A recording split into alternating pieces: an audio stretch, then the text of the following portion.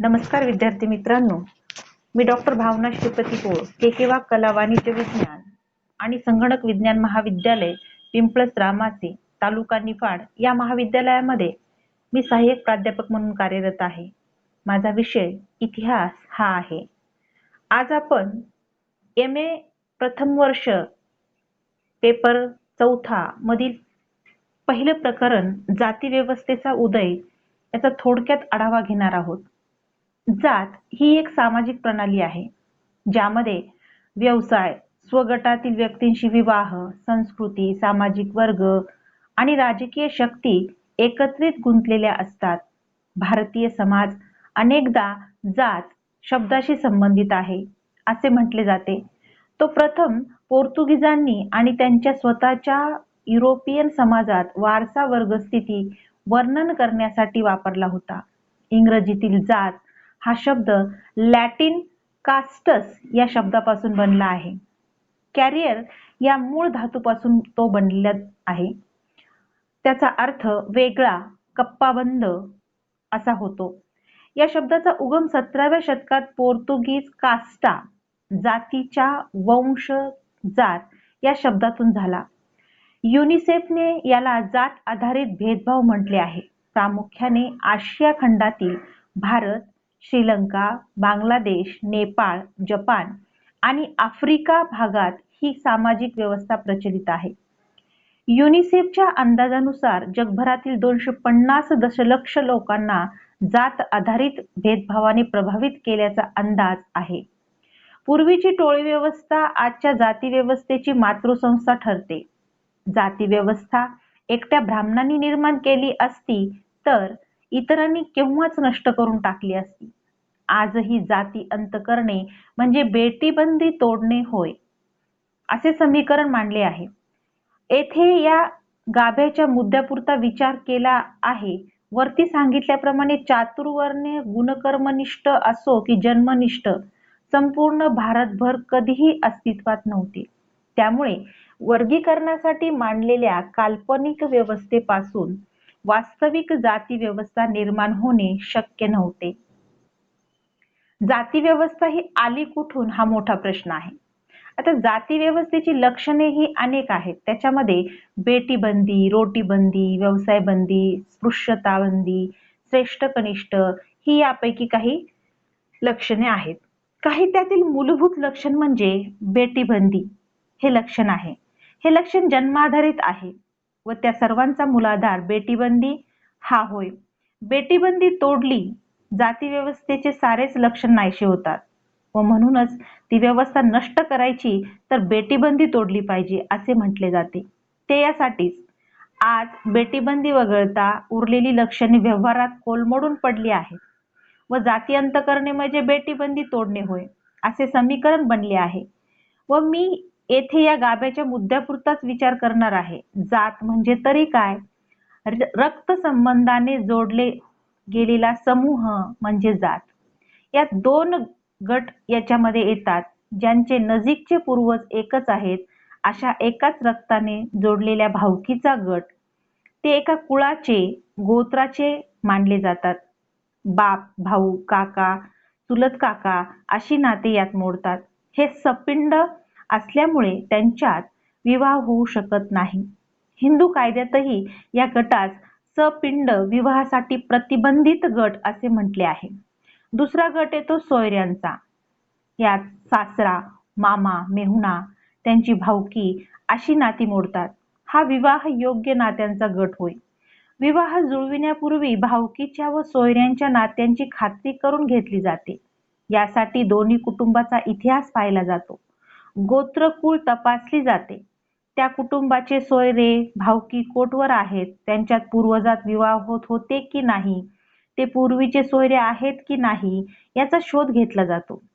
असा शोध लागत नसेल तर तो आपल्या जातीचा नाही म्हणून विवाह जुळत नाही. जेव्हा जात म्हणजे विवाह प्रतिबंधक भावकी व विवाह अनुज्ञेय सोयरे यांचा समूह होय. एक आंतरविवाही गट होय.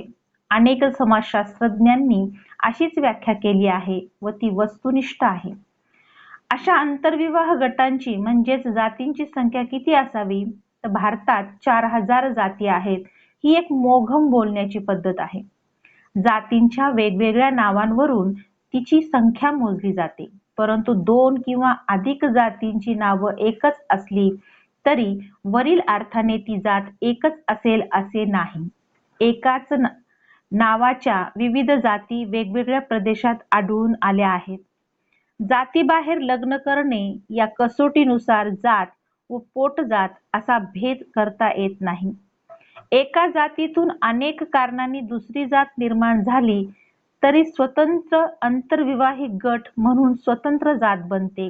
तसेच अनेक जातींना मिळून एका नावाने ओळखले जाते. उदाहरणार्थ ब्राह्मण, मराठा किंवा महार ही नावे कोणत्या एका आंतरविवाही जातींची नव्हे.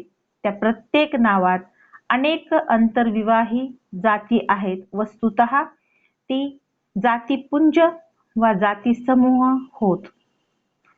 डॉक्टर श्री व्यंग केतकरांनी ब्राह्मणांच्या जाती 800 असल्याचे म्हटले आहे.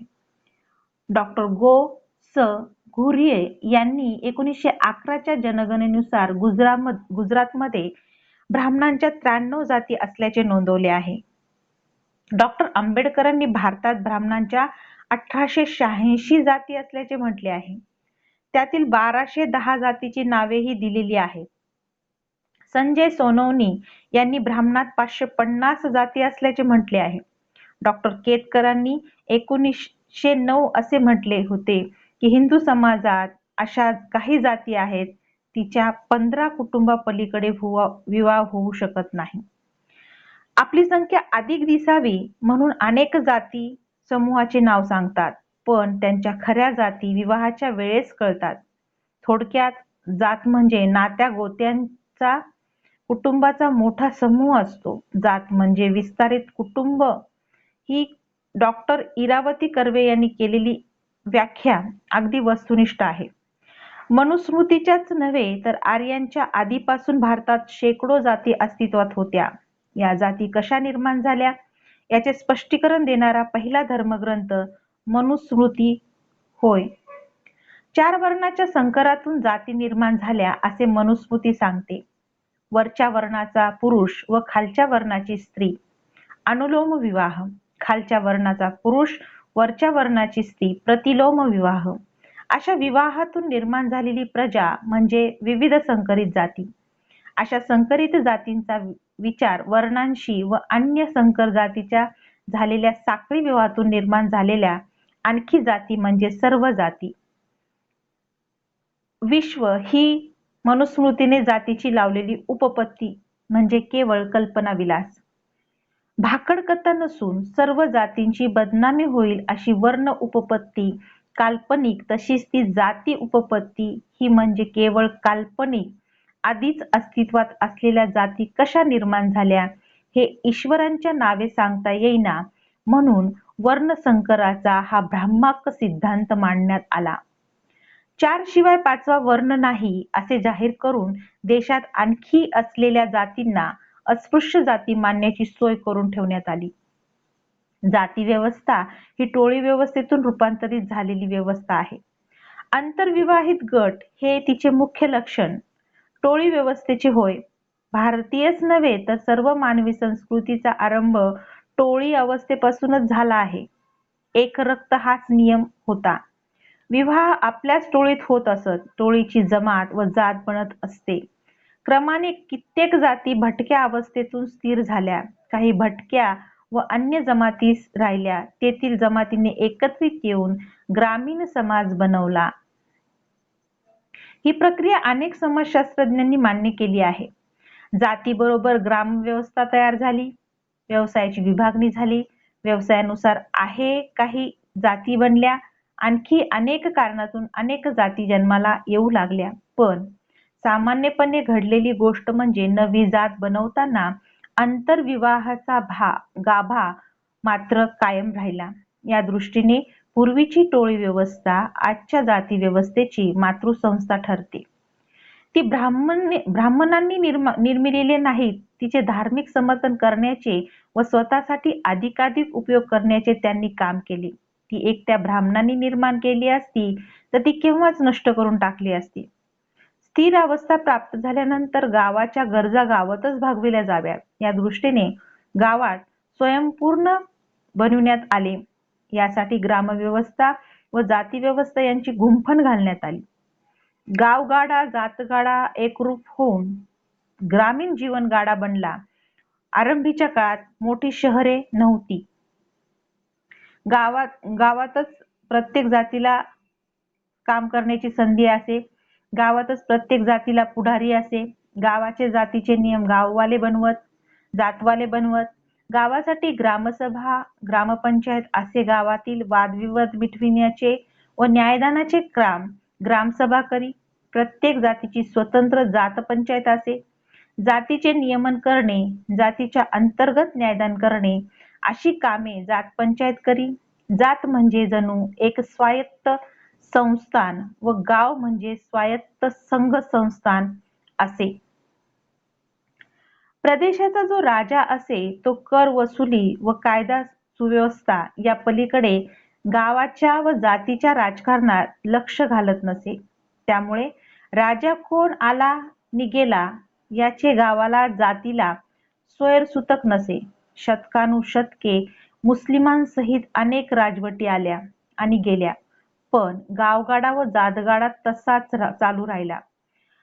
आरंभीला सर्वत्र जगात अशी व्यवस्था होती, परंतु नंतर तेथे उदयास आलेल्या ख्रिस्ती, इस्लाम या धर्मांनी समतेचा, बंधुत्वाचा संदेश दिल्याने टोळी व्यवस्थेचे जाती व्यवस्थेत रूपांतर झाले नाही.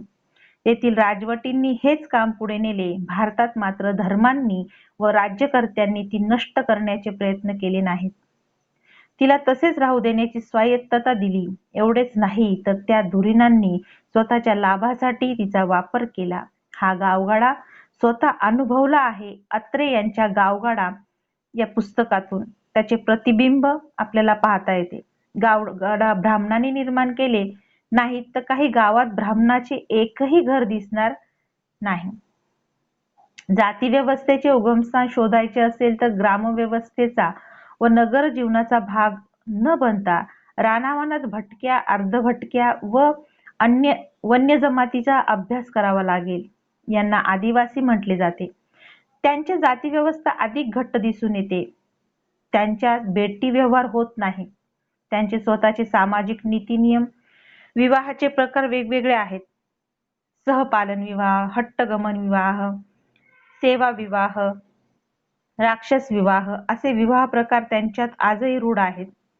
त्यांची प्रत्येक जात स्वतःला इतरांपेक्षा श्रेष्ठ मानते. प्रत्येकाला जातीचा अभिमान आहे. त्यांच्यात प्रबळ जात पंचायती आहेत. आमचा कोणताही वाद सरकारच्या न्यायालयात जात नाही असे ते अभिमानाने सांगतात. ब्रिटिशांनी त्यांच्यातील अनेक जाती गुन्हेगार जाती म्हणून घोषित केल्या होत्या. आदिवासी जमाती म्हणजे एक स्वायत्त शासन असते. आदिवासी जमातीकडे पाहिले म्हणजे जाती व्यवस्था कुठून आली असावी याचे उत्तर मिळते. ज्यांच्याकडे स्थिर व नागरी समाजाकडून उपदेश व शिक्षण द्यायला कुणी गेलं नाही, त्यांना शतकानुशतके दूर ठेवले. त्यांच्यात जाती व्यवस्था अधिक घट्ट आहे का तेव्हा आंतरविवाह गट हा आपल्या आद्य पूर्वजाकडून आलेला वारसा. भारतीय समाजातील 3 प्रमुख संस्थांचा अभ्यास केल्याशिवाय समाज व्यवस्थेचे आकलन होऊ शकत नाही. या संस्था म्हणजे कुटुंब संस्था, जाती संस्था आणि ग्रामीण समुदाय. परंतु ग्रामीण समुदायाच्या जोडीला आदिवासी समुदाय आणि शहरी समुदायाच्या अध्ययनाकडे दुर्लक्ष करता येणार नाही. समुदायाअंतर्गत कुटुंब आणि जाती व्यवस्था सामावलेली आहे. हे सर्व समाज घटक परस्पर संबंधित आहेत. त्यांच्यात नित्य स्थित्यंतरे घडत आहेत. येथे जाती व्यवस्थेचा विचार करणे अभिप्रेत आहे. भारतीय समाजाचे जाती हे अद्वितीय वैशिष्ट्य आहे. काही अभ्यासक जपान, आफ्रिका, पॉलिनेशिया यासारख्या देशात जाती सदृश्य व्यवस्था असल्याचे निर्देश करतात. परंतु अनेक समाजशास्त्रज्ञांनी आणि मानवशास्त्रज्ञांनी हे मत नाकारले असून त्यांच्या मते जाती हे भारतीय समाजाचे वैशिष्ट्य असून ती सर्व व्यापक आणि मूलभूत संस्था आहे. जाती आधारे भारतीय समाजाचे उच्च स्तरावर विभाजन झाले आहे. हिंदू समाज घटकाचे जन्मापासून मृत्यूपर्यंत जातीद्वारे निर्माण केले जाती वर्तनाचे संकेत, संबंधाचे स्वरूप, आर्थिक जीवनाचे निर्धारण, धार्मिक वर्तनाचे आदर्श, एकूणच संपूर्ण जीवनाचे नियंत्रण जातीत यांनी केले जाते. हिंदू धर्म आणि जाती यात एक अनुबंध आहे असे सर्वसाधारण विधान केले जाते. तरी मुस्लिम धर्म यात 1901 च्या जनगणनेप्रमाणे मुस्लिम धर्म सांगणाऱ्या 130 जातींची नोंद केली आहे. ख्रिश्चन धर्मामध्ये जाती आढळतात. धन्यवाद.